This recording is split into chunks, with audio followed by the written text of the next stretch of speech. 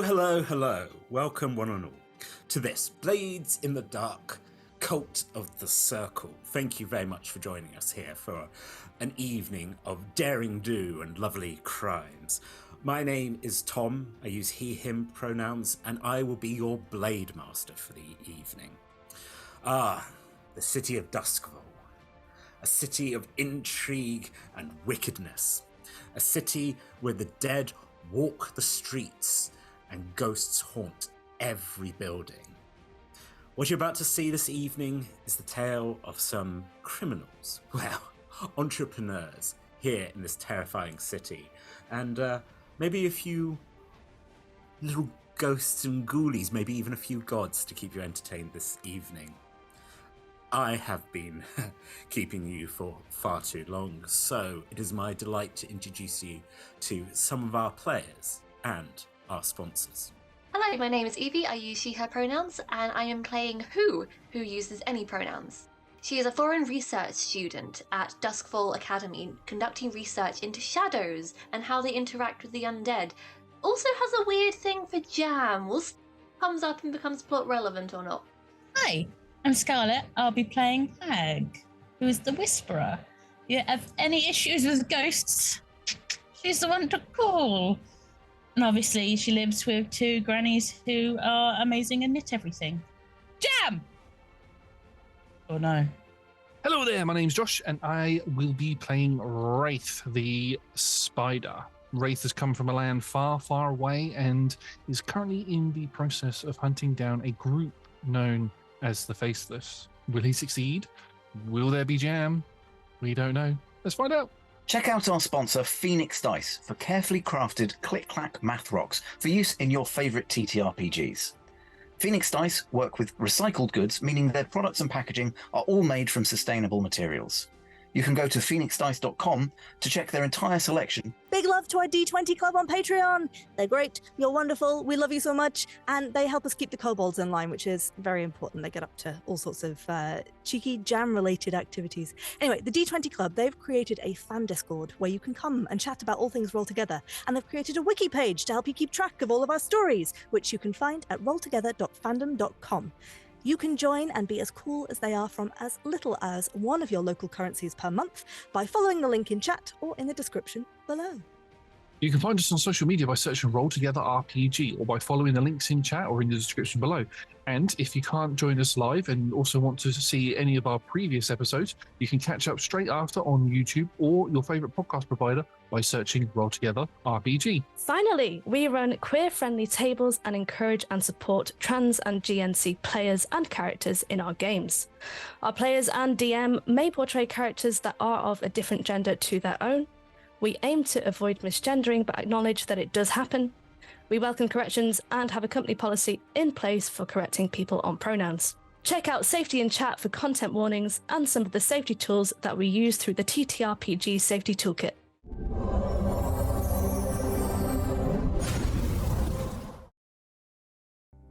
It is, again, you and your wife patrol the side of the river, taking in, and when Rafe sits in his tiny, burnt-out little box, this is something that stays with him, because to be amongst your people, seeing them hard at work, knowing that there is going to be good food, there's going to be health, sort of they're growing medicinal plants, and you are next to the woman who you have tied your soul to, you trust each other implicitly, you are as one, in trust and in marriage, and this is the last really happy moment you have in this land, and you're not one to indulge in fantasy, but when you are lost within your own mind, there is a part of you who just wants to say, stop here, no further. And I can feel the mud beneath my sandals, and I can feel the warmth from this woman. And that doesn't mean that the young man who comes running, he will never reach you. That young man who comes running, and he is one of the young Nassar. He's still, he still hasn't graduated, but, and you're used to this, they send the runners, and you've done it. Nassar's, you shouldn't be out of breath. This is not good. This is not good. Your presence is requested at the palace. Are you well? You are out of breath. You must have ran. You must have put a lot of boot into your running. I ran as fast as I could. The commander requests, gestures to both of you, requests your presence. Of course. This must be very serious if we both must come. Yes. Leave our posts. Yes. As soon as possible. We will head up now. Shall we leave, dear? So takes it, looks him up, and yes, by all means. She seems hesitant. You run along and tell the commander we will be there shortly. We will begin making our way now. Send him off and then turn. Is everything all right? Are you okay? I do not recognize the boy. He's wearing the clothes of the apprentices.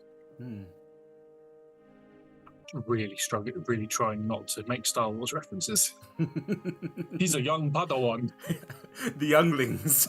The youngling. Master Skywalker. There's too many of them. He says, picking up a Star Wars mug. Yeah. Speaking of which. Yay! Yeah. You say that. You say, well, he's in the sort of the tabard, the tunic of a young apprentice, and she's hesitant. And again, in your dreamscape, you're like, I should have done something. I should have listened. But everything's fine. Everything is fine. The two of you set off at a good. I think. Again, it's not seen to run. An Nassar does not run, but you are definitely walking at it. And again, she is of a similar height to you, so you're both keeping pace with each other as you're walking north, as we said, like up near the. I'm trying to think of forgive me, friends. It's been a long day, but basically the birth of the river, this. Mouth of the river. The mouth of the river, yes, yeah. Sort of up where the river is born under the palace. It was built, and again, you say that's risky to build a building over the river, especially something that floods. And they're like, we're aware, we're not stupid. We've worked towards this, and that has also made the palace very luscious. Fresh water taken. Hopefully, because it's the mouth of the river, some of the crocodillos and odd things that exist probably aren't at that point. Although there is talk about sometimes things crawl out of the river, and then it's up to not only the Nassar but the house staff to get a stick and go, no, get back in the river, get out here. You will not. Pharaoh, yeah, go ahead. As soon as we get to the palace, we know as serving Nassar that the first thing that you must do when you enter the palace is you must go to your barracks and you have to change into your ceremonial armor. You're not allowed to walk around the palace as an active Nassar without your ceremonial armor on, and you're definitely not allowed to be in the presence of the king without the pharaoh without it. So I would go put mine on, and she would go off and do hers. Her department's in a different place. Yeah. So yeah, and mine is gold armor. Like a breastplate, missing the midriff. The midriff is exposed, with brown, not leather, but like a brown material, like a cotton material, but thicker and rougher than cotton underneath to stop the chafing on the metal and stuff. and the same on the leggings. There'd be like very basic gold greaves, and gold gauntlets that I would wear with browns. And my wife would wear a similar sort of thing. Instead of wearing a lighter brown, she has pure white. Yes, the pure garments on. White. Folks, we are pre-recording this, but I do know Josh loves to make Hero Forge, so I myself am very excited. Yes, I'm very excited to see what these ceremonial armors look like. But yes, again, in the future, maybe if you hadn't had to change your armor, things would be different. But it's not right. No. Again, and there's a reason for protocol. And it would also be so dishonorable, to turn up in your, the sandals you were walking in the mud with. I mean, it's sacred mud, but no. So you change, and you hurry up the stairs. Where are you going? I'd just like to point out that as we are pre-recording this, I am listening to music in the background, and it's just changed to sad music, and I don't like it. Oh, Josh, why do you think this is going to be sad? I don't know, Tom. I made you cry in a one-on-one. I get the feeling you're going to try the same to me. I will do my best. I have no heart. You can't make me cry. Anyway, yes, I will make my way to where I know the commander would be, which would be near either at the side of the Emperor or as close to him as he could potentially be. Emperor, Pharaoh. I mean, so many different names for the so things. many, sort of. He's the Sun King. It's a different, but. That Moon King out there. The Moon Pig. We're not. I'm gonna make cards. As a rather laid back guy, but you're like, oh god, moons. Anyway, Algan, he's an older gentleman.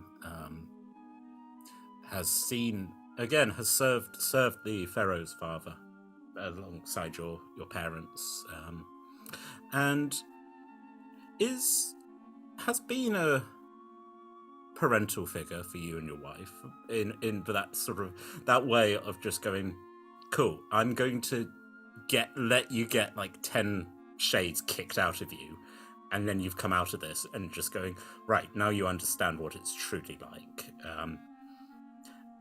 And he, again, you two are one of the best. So when he spots you hurrying, he sort of just like looks at you and, what is the rush?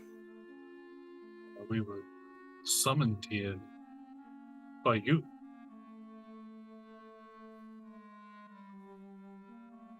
Sets his jaw. I sent no runner. The runner bore the clothing of the young apprentices. They are the apprentices. Yeah.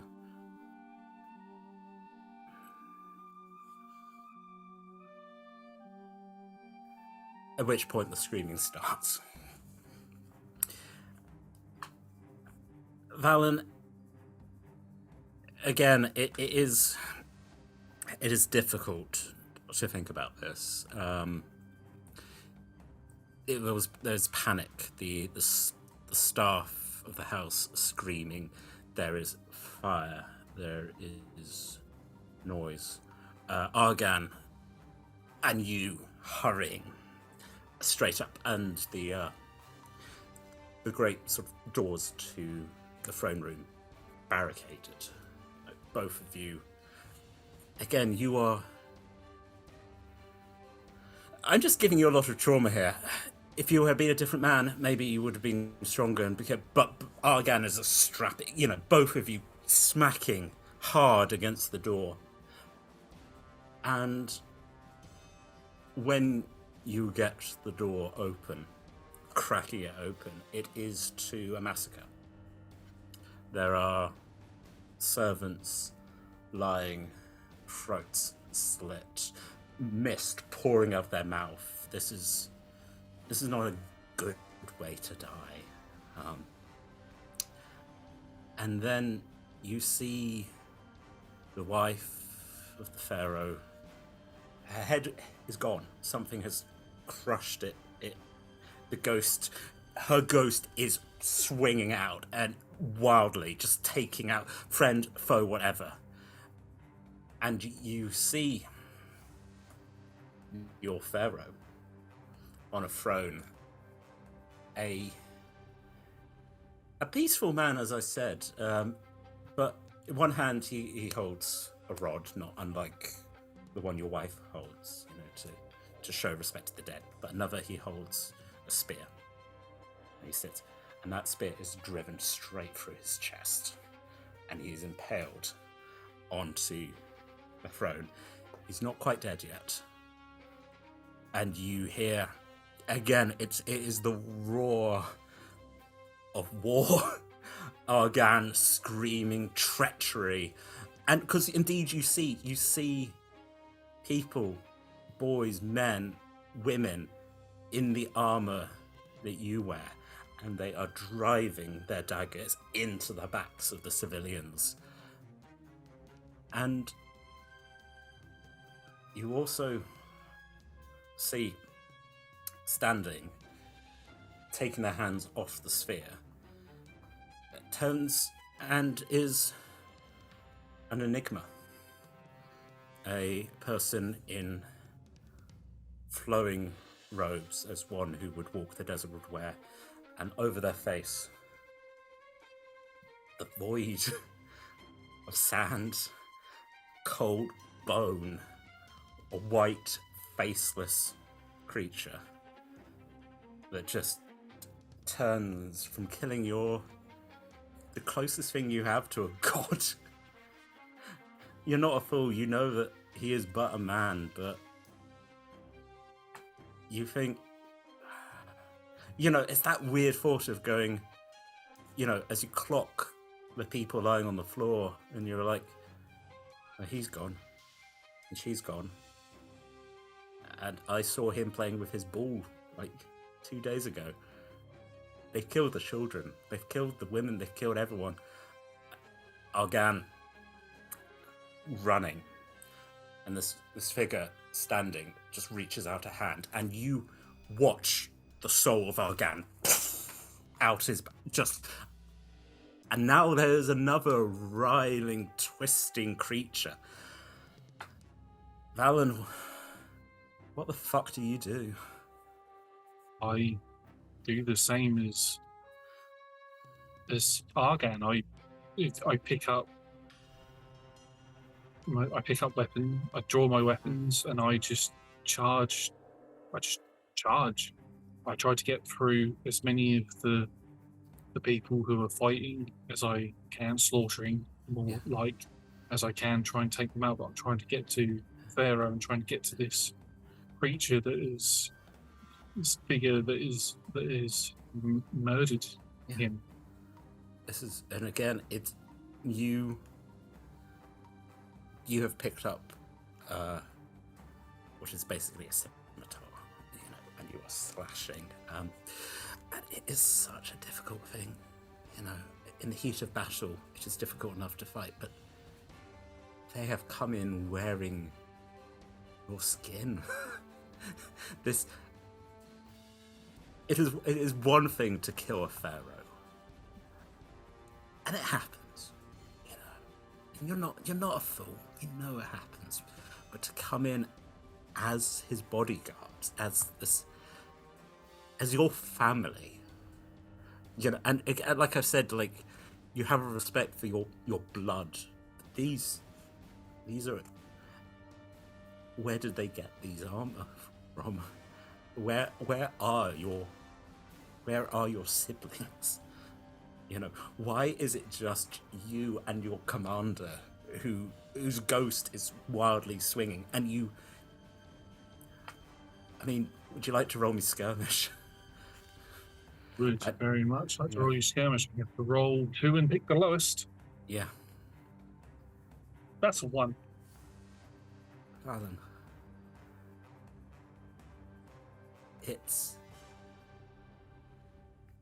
It's it's terrible.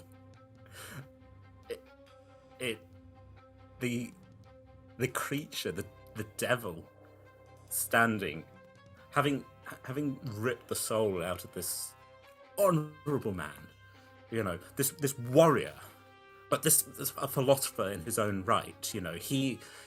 He in the diplomatic meetings would stand alongside the other trade, and would give and asked you for your advice. And again, you're not a fool. You know that you are being positioned to step up, to be the one who, when an angry merchant comes to you, doesn't dismiss it, actually thinks about what would be best for your people. And that devil stands with that blank face and watches as you attack, and your own, what you would consider your own family, drive their weapons into your back, but you keep going. You can't. Where is your wife? Is she safe? Is she? And that's the thing again. Balance, sweet man. That is your weakness. That you love your family and you love your wife, and that's all it takes.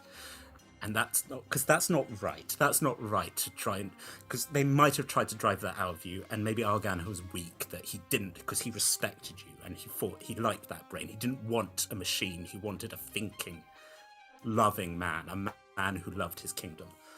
And it is enough that you feel blow on your back, knives dragging. No, gotta keep going. Gotta keep, you realize that you have dropped your weapon, but you are crawling. And you are crawling. And you are on the steps, and the Pharaoh spear inch. Betrayed. We are betrayed. And he tries to reach out for you. Just to have one final human contact. But this devil, just unconcerned, gets the end of the sphere and just taps it. Thus falls the kingdom. Valen, you collapse. And it shouldn't be like this. You feel the creature rolls you over and looks down at you in this pure white emptiness. So do not cry. So it goes. You are but a man. Reaches down and just gently takes the tear that's pouring down you and follows it down your cheek. Rot, decay, just such. You are dying, but it's not enough for you just to die. This creature, this thing from, and again, your brain can't comprehend what this. It's not human. It's not. It can't be. It can't be. That its mere touch causes such decay. And again, the creature just sort of tilts its head, nods, and steps over your body, and you die. And later, you have to wonder if there was nothing. If your ghost was sealed somewhere else, you don't remember being like the other ghosts, angry and violent. Just the void. Maybe you've forgotten, but you are lying on the palace steps, and then you are awake again. And you are lying in your bed.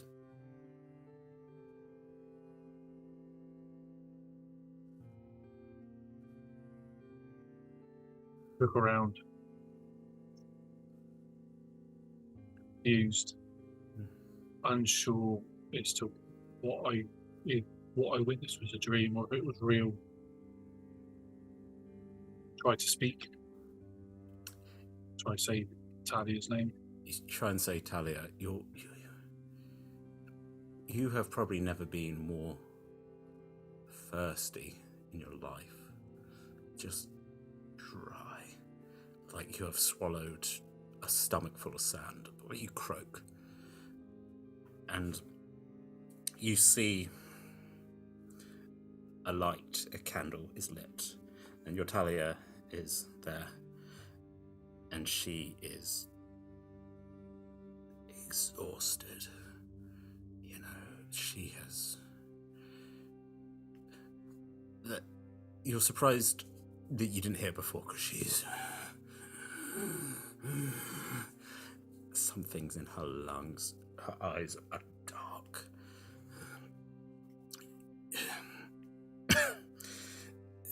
You want water? She comes, she very slowly. And again, the urge is, you are so thirsty, but you have seen what it is like when a man is dying of thirst.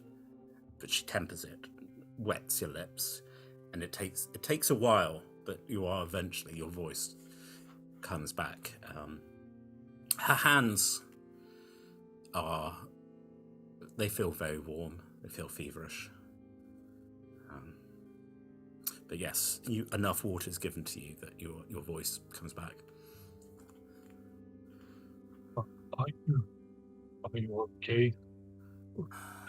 What happened? Oh, I have such vague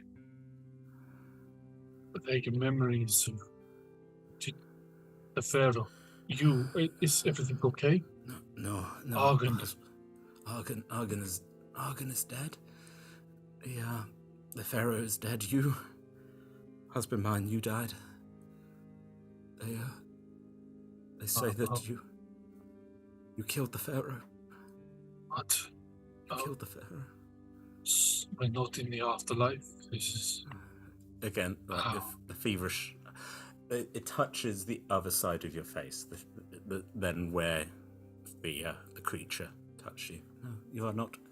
I am... It's taken a lot out of me, but I was able to bring you back. You didn't want to leave.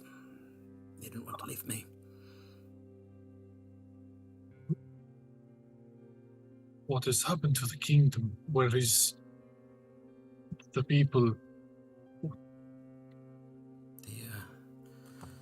We're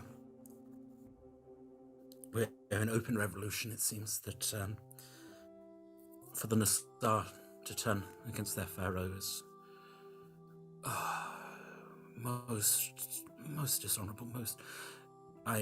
You have been gone for 3 days. I managed to find.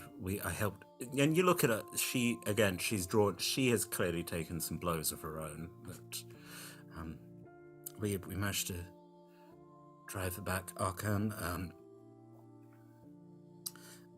I was able to speak to Arkan before I sent him to the desert.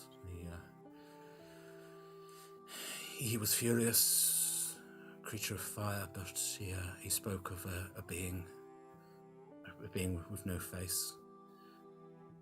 He spoke to me and said I am but a man. Before everything went dark, I tried to reach the pharaoh, but I was unable to. He had a spear through his chest. The faceless one pushed it further before I could reach him. We have failed. We have failed in our duty to protect our pharaoh.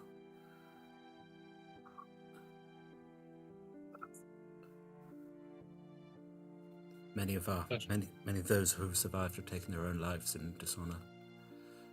But I needed to. I refused to let you go. I knew there was something. There was something wrong with that boy. No. He was one of them. A deceiver. A viper. Viper. I do not. Cannot stay here. No. You have to leave. No, you They believe now for you you're dead, but if they find out that you were there, you must. Our duty is to the Pharaoh and to his line. They have slaughtered many in the palace, but if only Arkan was here. There are stories of a young heir, one who wished to learn of the world, that has taken to the seas, possibly, from what I recall, to the industrial city of Doskvol. Heard speaking the city. I'm sort of feeling the left side of my face. Like there is a healing poultice there, and she has obviously put sort of cloth. Neither of you are healers, but it's that. And Valen, it is that horror of, like, if you feel a wound and then you're like, okay, oh, that's bone. And you can feel, and you can slightly, again, like, I'm not necessarily saying you're like sniffing at your fingers, but like as you take it away, there's the rot of flesh. There's seems the trail that goes down the open wound. And again, sort of, I did what I could. It seems that perhaps you were touched by some unnatural blade, or it felt like it was his finger, his hand caused it. Is it some sort of alchemical mixture? Magic? I know from my studies that there's the ghost touch that can cause it, but yes, I have never seen anything quite like this. I have seen the effects of being touched by a ghost, but yes, possibly an alchemical, an acid maybe, but it is not well responded to my healing, though granted I am not a master healer, but no, you are. I am fortunately above suspicion. I was seen fighting back, but you, oh my sweet husband, you are seen as a traitor to these people, and I do not know. The few friends that we have, I think, will be able to find you.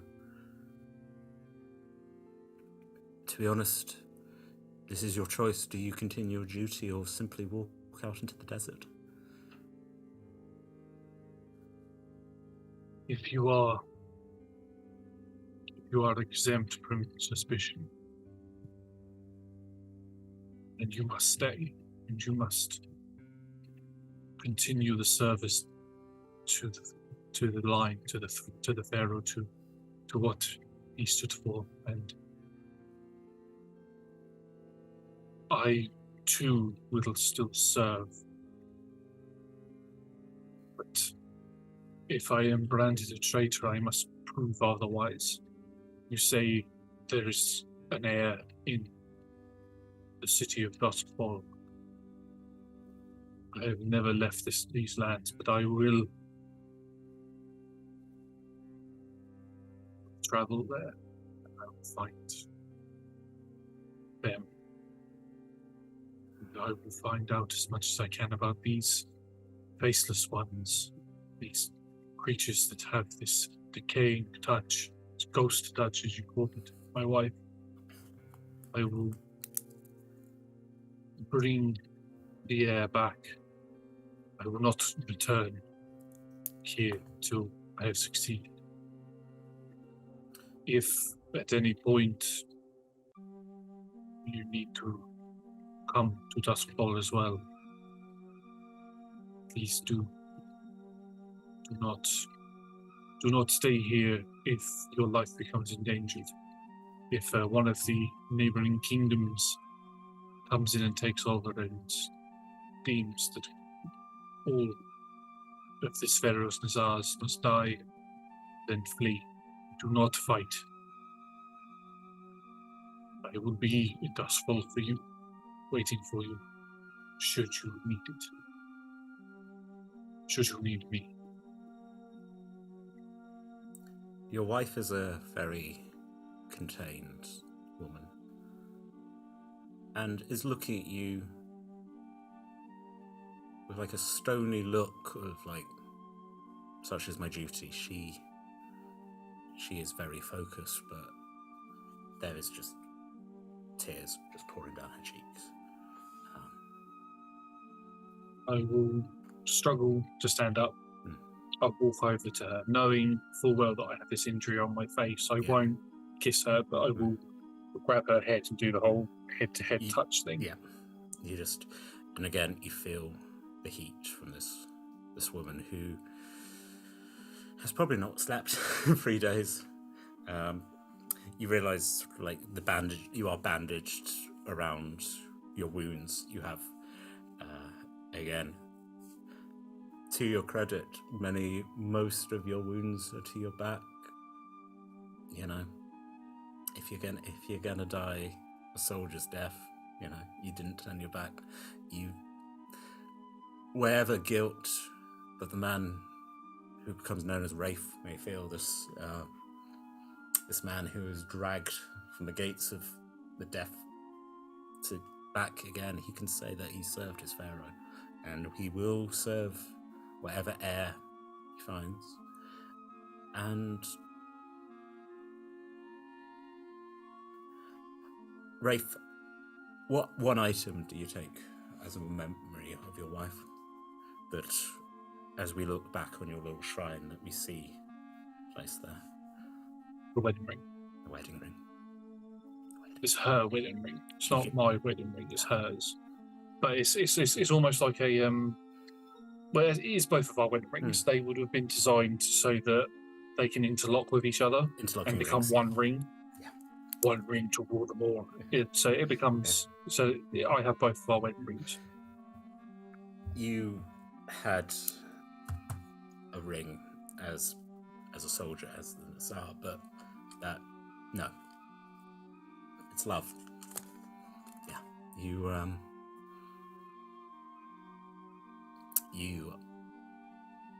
It's a long journey to the sea, which is odd because it's not that far, but to travel quietly, quickly, to turn your back on the city that has been your life.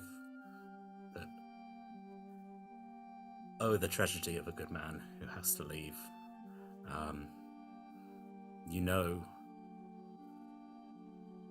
You know that she's not going to leave. You told her, but she knows her duty. And you can hope. And the stories are right. The sea is full of stars. And you see the whales. But something has died. Not just you, but you look down at the beauty of the stars and you don't feel... The poet in you is gone. The beauty of the river. And you travel to... you knew heat before, but the smog of the city of Doskvol, to arrive in the docks and to begin an investigation. And now you are... This has been 2 years, and you were asked to rob a manor house, and now your associate is dead. And that's odd because you, again, in your meditative state, you try and remember the creature, the being, the person you think named who or Norm. And skitters. It's just there's no. Someone was there, and there was a voice, but it's a little bit like if you heard someone else telling you a story about the person. You do not hear their voice. You hear your own retelling. And a mask. And of course, you don't trust masks. Because a mask can hide so many secrets. Even the mask that you wear over the bottom of your face to hide the wound that has never closed. And that's cruel in a way. You know, if it was a true decay, maybe it would take your face and that would be it. But no, this remains open. And now you have gone from a beautiful house with a beautiful wife to the soot-stained coal yard. Rafe, you open your eyes, and it's dark. It's always so dark, even in a city full of... And again, the light of the prison across the water flickers.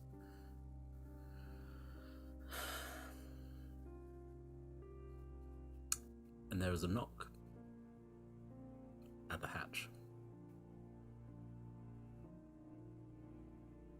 Dagger in hand. Oh god, yeah. Approach.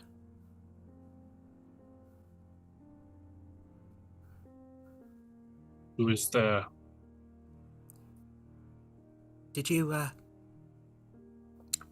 Are you the one that left the bread in the water? I was, yes. Are you Mr. Rafe? Who is asking? My name is Button Bill. I was one of the bell hooks. Can I? I've been asked to give you a message. Can I? You can hear like the sound of paper.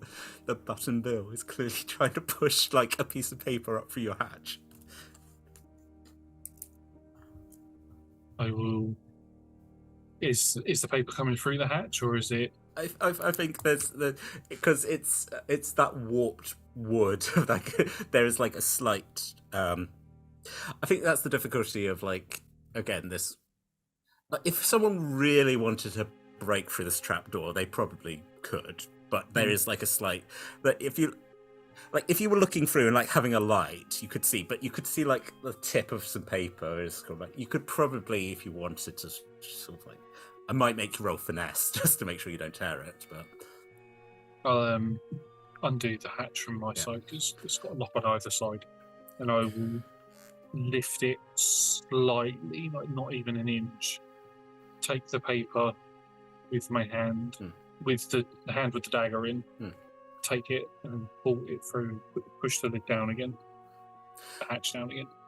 You look at a piece of paper which shows the drawing of it looks like a street map, and you think, that doesn't look unlike Six Towers where you were, a couple of weeks ago, maybe actually closer to a month now, maybe. It simply reads, to the esteemed Mr. Rafe. We have things to discuss. Please come at your earliest convenience to, shows you the street view. Yours sincerely, R. Do not know anybody with the name R. No. But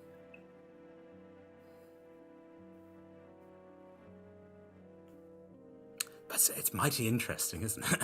Yeah. He thinks about it. Knocks on the top of the hatch again. It's like some, you've got a feeling that whoever it is sort of has dropped down from the ladder and struck. Hello. Thank you for providing this note. You're very welcome, sir. You may leave whenever you feel ready to. Oh, all right. Sorry. But please feel free to stay. Oh, I mean, it's been. Oh, like, slightly falling off the ladder. Like, oh, all right. I'll keep. Would you like me to keep an eye on your tower while you're gone, sir? If you wouldn't mind, that would be much appreciated. I shall bring you some food back when I return. Like, the smallest thumb comes up through the crack, and it's like, yeah. Just so. You can fit your thumb through the crack, but not a piece of paper. I'm suspicious of you. I've got very long fingers, sir. Make yourself comfortable. Whatever you say, sir. As Button Bill falls off. I will clean myself up again, fully clothed, all my weapons and everything, and anything that I would need.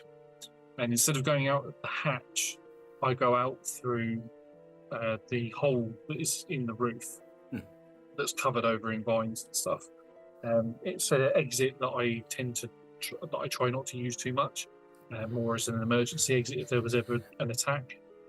But I will go through it. I don't want him to see me. No. Or know that I've left. I was going to say, I will... as we come to the conclusion, do you consider this hideout of yours to be burnt? Now that somebody is living underneath, yes. So I mean, I don't ever leave anything there anyway. You've packed into your coat. You've packed. What do we have? Your ring, the knife, which is at your side. Ring and knife, face mask, everything else, weapons and everything are all on me anyway. I don't carry too much around. You have. You had a cushion, which you can leave. Yes.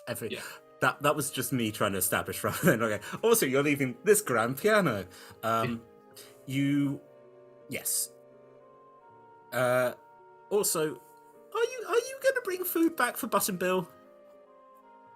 Might send some food to him. Yeah, it's fair. But you head off to there seems there is a church, and someone named R who wishes to speak to you. Well, folks, I didn't make Josh cry, but I made us both quite sad there, I feel. Well, that certainly happened, it did not. Such lovely crimes. Now, if you have enjoyed what we've put out for you here this evening, you'll find us playing Dungeons & Dragons at Roll Together RPG. That's Mondays and Tuesdays, 6 PM UK time, and on Fridays we play other TTRPGs, such as Blades in the Dark. Now, all our shows can be found at twitch.tv/rolltogetherrpg, and you can find all of our content archived at youtube.com/rolltogetherrpg. There are podcast versions of all our shows available, where all good podcasts are available. Simply search for Roll Together RPG. Now, massive thank you to the D20 Club on Patreon. I can't do the heart symbol, but I do adore every single one of you. Now, there's a link in the chat if you feel like you want to join these fine folks by donating one of your local currency, which, as we have well established in the world of Dungeons & Dragons, is worth one goat. We'll be absolutely delighted to join you. As previously mentioned, they made us a Discord, they made us a wiki. They are top. Thank you very much to our supporters and our sponsors. Don't forget, if you search on social media, we are Roll Together RPG. Thank you for watching. Stay safe and don't let the blue coats catch you.